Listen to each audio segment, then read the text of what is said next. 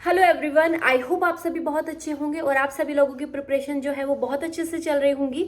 My name is Simran Kumar and I am working in state bank of India.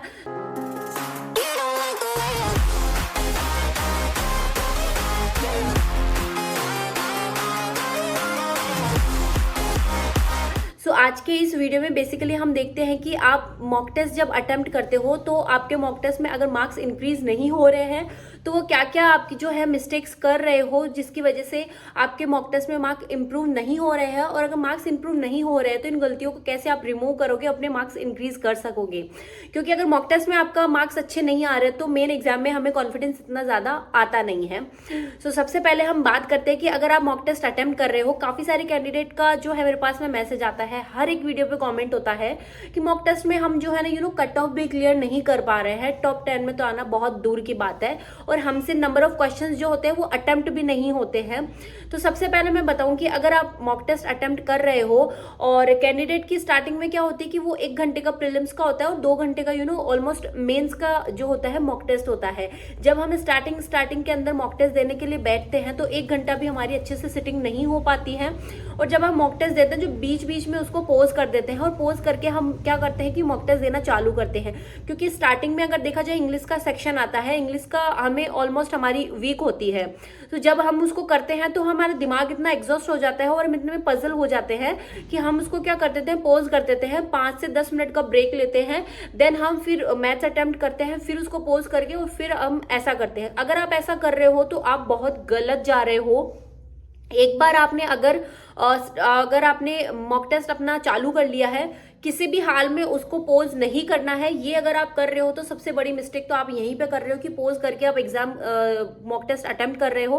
क्योंकि जब main exam होता है वहां पे 1 हार जो कंटिन्यूसली होता है, वहां पोज करने का आपको कोई ऑप्शन भी नहीं होता है। प्लस वहां का माहौल ऐसा होता है कि सारे कैंडिडेट को सब अपना अपना एग्जाम कर रहे हो और आप देखोगे कि आपने जो है मॉक टेस्ट में अच्छे से अटेम्प्ट नहीं किया, तो वहां कॉन्फिडेंस भी नहीं आता है और अंडर कॉन्फिडेंट हो जाते हैं हम लोग।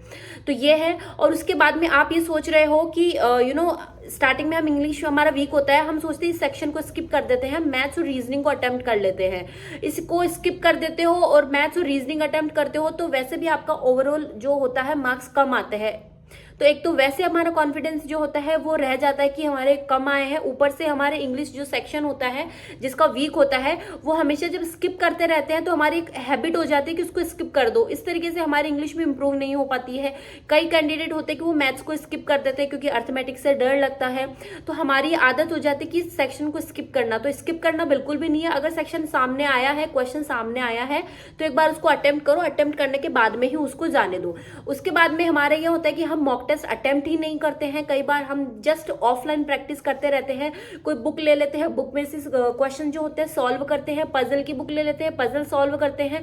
बट देखा जाए कि ऑफलाइन जब हम प्रैक्टिस करते हैं 4 मिनट में एक पजल सॉल्व करते हैं, 10 मिनट में एक पजल सॉल्व करते हैं, पजल तो सॉल्व हो जाती है, हमारा आंसर तो आ जाता है, बट प्रीलिम्स में हमारे लिए मैटर जो करती है वो करती है टाइमिंग। अगर टाइमिंग आपकी बैठती नहीं है तो टाइमिंग, अगर इस टाइमिंग के ड्यूरेशन में अगर आप क्वेश्चन अटेम्प्ट नहीं करते हो तो उसका कोई सेंस नहीं निकलता है। चाहे आप 10 पजल सॉल्व करो, चाहे आप 10,000 पजल सॉल्व करो, विद इन टाइम आपको जो है वो पजल सॉल्व करनी रहती है। तो सबसे पहले प्रैक्टिस हम क्या करते हैं कि हमें मॉक टेस्ट से डर लगता है कि मॉक टेस्ट जब हम अटेम्प्ट करेंगे तो हमारे मार्क्स ही इंक्रीज नहीं होंगे, तो इस चक्कर में हम मॉक टेस्ट भी अटेम्प्ट नहीं करते हैं। तो ऐसा नहीं करना है, आपको डेली का एटलीस्ट एक मॉक तो लगाना ही लगाना है। आप चाहे बिगिनर हो, चाहे आप बड़े प्रो हो, चाहे कुछ भी हो, डेली का एक मॉक टेस्ट आपको लगाना ही लगाना है। और मॉक टेस्ट को पोज बिल्कुल भी नहीं करना है, मॉक टेस्ट से बचना नहीं है, आपको मॉक टेस्ट को लगाना है।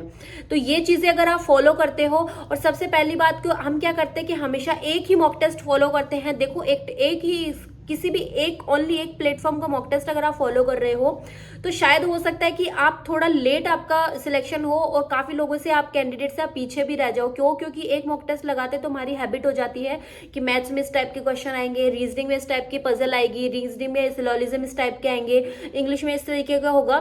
तो उस पैटर्न को चेंज करने के लिए, अपने उस मॉक टेस्ट के यूज टू होने के लिए, क्योंकि एग्जाम अनएक्सपेक्टेड होता है, एग्जाम में कुछ भी हो सकता है, तो आप अलग अलग प्लेटफॉर्म के मॉक टेस्ट लगाइए।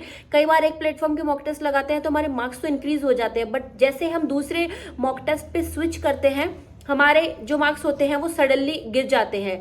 तो ये ऐसा इसलिए होता है क्योंकि एक ही मॉक टेस्ट हम लगाते रहते हैं, तो शायद हमारी आदत हो जाती है क्वेश्चंस को रटने की और ये चीजें करने की। तो अलग अलग प्लेटफॉर्म के मॉक टेस्ट लगाइए, डेली मॉक टेस्ट लगाइए, प्लस मॉक टेस्ट लगाया है तो उसको पोज आपको बिल्कुल भी नहीं करना है। ये एक ब्लंडर है एक तरीके से, आपको समझ में नहीं आता है, बट मेन अगर हम एग्जाम अटेम्प्ट करने जाते हैं तो वहां पे हम ऐसी चीजों को फेस करते हैं जो हमने अगर ये चीजों को फेस अगर आपने मॉक टेस्ट में कर लिया होता तो आप शायद मेन एग्जाम अटेम्प्ट कर पाते। क्योंकि मेन एग्जाम में एक तो आपका प्रेशर इतना होता है कि एग्जाम को पास करना है, इतने सारे कैंडिडेट है, इतने सारे कैंडिडेट की भीड़ में हम कैसे एग्जाम को क्वालिफाई करेंगे, और ये सब सारे डाउट्स हमारे होते हैं। तो आई होप आप सभी को समझ में आया होगा। और अगर आप ये मिस्टेक्स कर रहे हो तो इनको अवॉइड करने के लिए आप जो है आप ट्राई भी कर रहे होंगे।